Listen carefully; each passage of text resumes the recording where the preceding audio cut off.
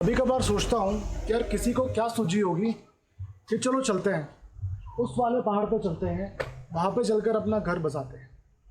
वो कौन होगा जो सबसे पहले यहाँ पर आया होगा और अपने मकान उसने यहाँ बनाए होंगे। कभी सोचा होगा उसने कि जहाँ वो आज आ गया है वहाँ प्रॉपर मकान बनेंगे, एक छोटा सा कस्बा पूरा शहर बन जाएगा, चौड़े चौड़े रास्ते बनेंगे और दूर दूर से लोग उसे देखने यहाँ आएंगे। नमस्कार, मेरा नाम है अमित कुमार दलाल और आज मैं पहुँचा हूँ शिमला। तो शुरू करें फिर, चलें शिमला।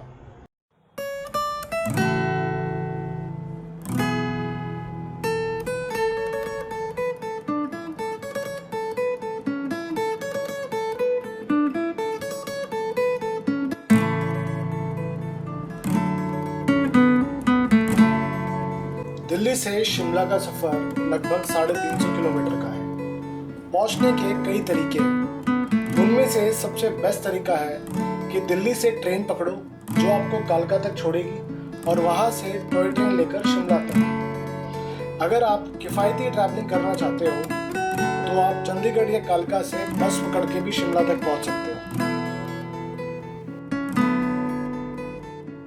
कभी कभार दिल करता है कि निकल पड़ते हैं उन रास्तों से कट लेते हैं जो शहरों की तरफ जाते हैं, जहाँ तेरे लोगों की बनाई हुई अजीब सी दुनिया है। कभी कभार दिल में एक ख्याल आता है कि अगर कुछ बर्बाद ही करना है तो अपने शहरों को कर लो, इन जगहों को अपने हाल पे रहने दो। आज चल पड़ते हैं उन रास्तों पे जहाँ कभी सोचा करते थे कि चलेंगे। ना ज़्यादा सवाल करते हैं, ना इन रास्तों से मंजिल का पता पूछते हैं। ये रास्ते जहाँ भी ले चले उस दुनिया में चल पड़ते हैं।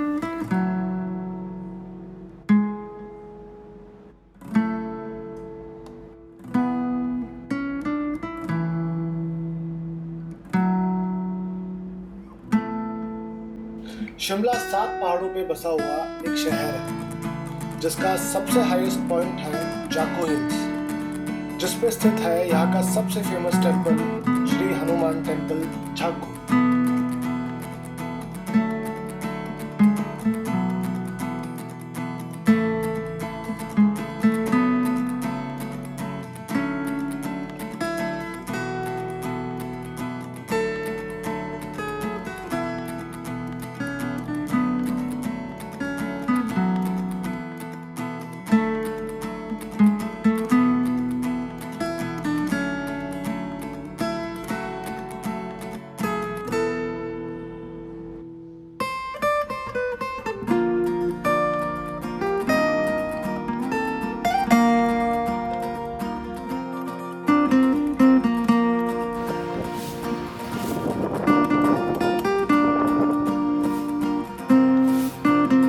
कहते हैं नाम में क्या रखा है। शिमला का नाम शिमला कैसे रखा गया है, इसके पीछे 2 कहानी है। पहली कहानी ये है कि यहाँ पर एक श्यामला माता का मंदिर हुआ करता था। श्यामला से पड़ा शिमला। और दूसरी कहानी ये है कि यहाँ पर सबसे पहले इन वादियों में एक फ़कीर आया। उस फ़कीर ने अपने घर का नाम श्यामला रखा और वहाँ से उसका नाम श्यामला से शिमला पड़ा।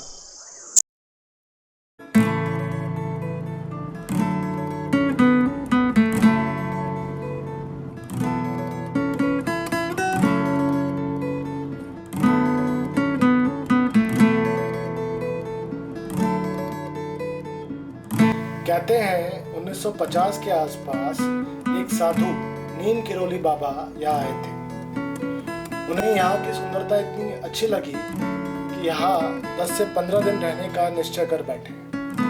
वो अपना पूरा वक्त योगा और साधना करके बिताते थे। तो एक दिन साधना करते वक्त उनके दिमाग में ख्याल आया कि यहाँ पर एक हनुमान का मंदिर बनाया जाए। ये बात उन्होंने अपने शिष्यों को बताई। सबको ये बात ठीक ठाक लगी और सबने मिलकर 1962 के अराउंड में यहाँ पर हनुमान का एक मंदिर बना दिया।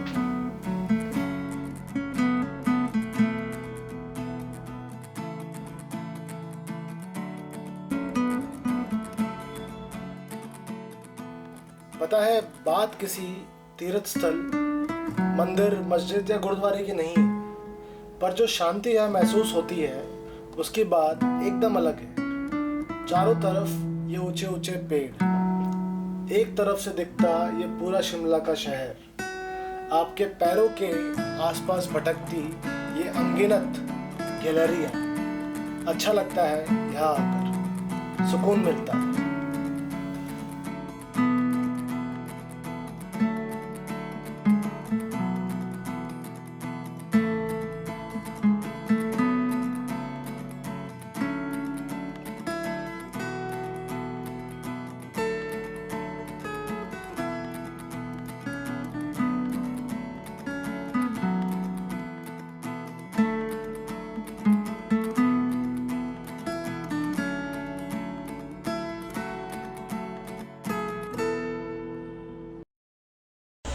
असली मज़ा पता है यहाँ पे एक जगह आके रुकने में, वहाँ बैठने में, ये घंटों तौर कि आप घंटों एक जगह पे रुककर बस बैठे रहो और देखते रहो कि वक्त किस तरह से बदल रहा है।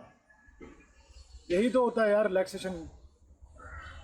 हम जब भी किसी जगह पे जाते हैं तो हमारे दिमाग में कुछ पॉइंट फिक्स रहते हैं कि यार हम लोग उस जगह जा रहे हैं तो ये 4 पॉइंट हैं, 1 2 3 4। हम आते हैं यहाँ पर उन 4 पॉइंट्स की तरफ भागना शुरू कर देते हैं, जाते हैं, फ़ोटो खिंचाते हैं और वापस आ जाते हैं। यार ये घूमना थोड़ी होता है। असली मज़ा तो जहाँ पर है, यहाँ पे रहना, यहाँ पर रुकना अपने आप में घूमने से कम नहीं है। अलग फीलिंग है यार, अलग फीलिंग है कि आप आए हो यहाँ पर, यहाँ का जो इन्वायरमेंट है, जहाँ पे नेचर है, उसको बीतते हुए देख रहे हो धीरे धीरे। तो यही तो है जो आपको करना होता है।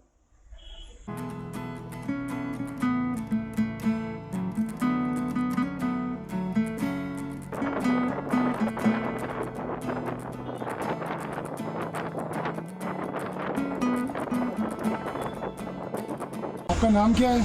सुल्तान सिंह। सुल्तान। हाँ जी। तो आप कितने सालों से हो शिमला में? हमारे को हो गए 10 साल। 10 सालों से शिमला में हो? हाँ जी सर। आप रहने वाले कहाँ के हो? मथुरा के। मथुरा के? हाँ जी। यहाँ कैसे पहुँचे?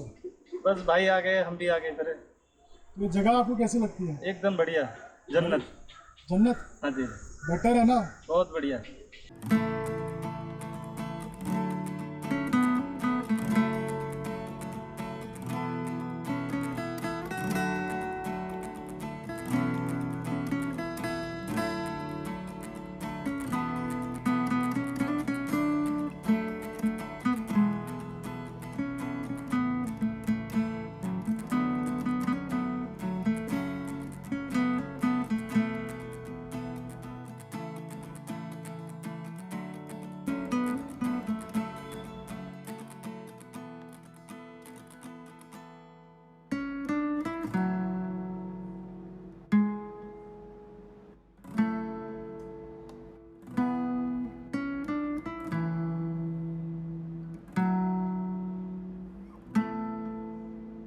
सेंचुरी की बात है, यहाँ पर कुछ नहीं होता था, बस ये मंदिर होता था। फिर धीरे धीरे 1803-1804 में एक नेपाल का नागरिक आया जिसका नाम था भीमसेन थापा। उन्होंने ये जगह ढूंढी और धीरे धीरे आसपास घर गांव बसने लगे। फिर धीरे धीरे 1860 में जब अंग्रेज़ आए थे तो उन्हें ये जगह बहुत पसंद आई और उन्होंने इसे अपना समर कैपिटल बना दिया।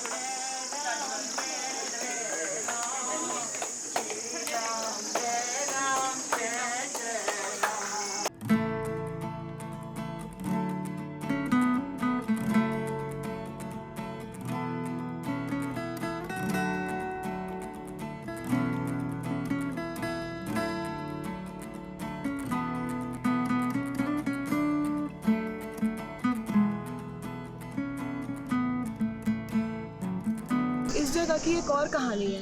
कहते हैं कि त्रेता युग में जो भगवान राम की लड़ाई रावण से चल रही थी, उस लड़ाई में लक्ष्मण जी घायल हो गए थे और उन्हें ठीक करने के लिए संजीवनी बूटी की ज़रूरत थी। तो हनुमान जी संजीवनी बूटी ढूंढते हुए यहाँ आए थे, इस पर्वत पर। यहाँ उन्हें मुनि याकू करके एक ऋषि मिले थे जिनसे उन्होंने संजीवनी बूटी के बारे में पूछा था। तो उसी नाम पर ये मंदिर बन गया।